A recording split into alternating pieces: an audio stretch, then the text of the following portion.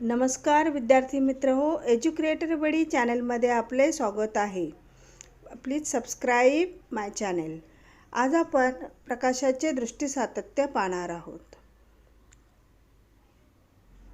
एका कागदावरती पोपटाचे चित्र व पिंजऱ्याचे चित्र काढले आहे आणि दोन्ही चित्र एकत्र ठेवली आणि त्यांना फिरवले एकाच वेळेला. बघा, त्यांचा वेग वाढवल्यानंतर काय परिणाम दिसतो? पोपट पिंजऱ्यामध्ये असल्याचा भास निर्माण होतो. या परिणामालाच दृष्टिसातत्य असे म्हणतात.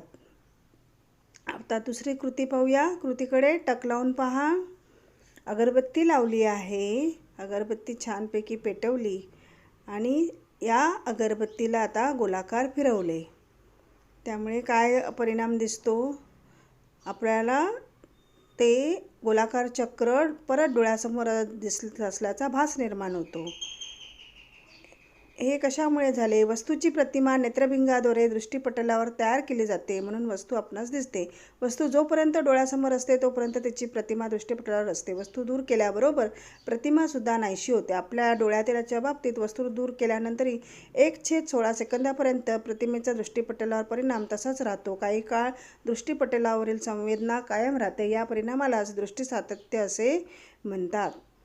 मानवी डोळ्यातील दृष्टिपटल अनेक प्रकाशसंवेदी पेशींची बनलेले असते. या पेशी दंडाकार आणि शंक्वाकार असतात. दंडाकार पेशी प्रकाशाच्या तीव्रतेस प्रतिसाद देतात आणि मेंदूस प्रकाशाच्या तेजस्वितेची किंवा अंधुकतेची माहिती पुरवतात.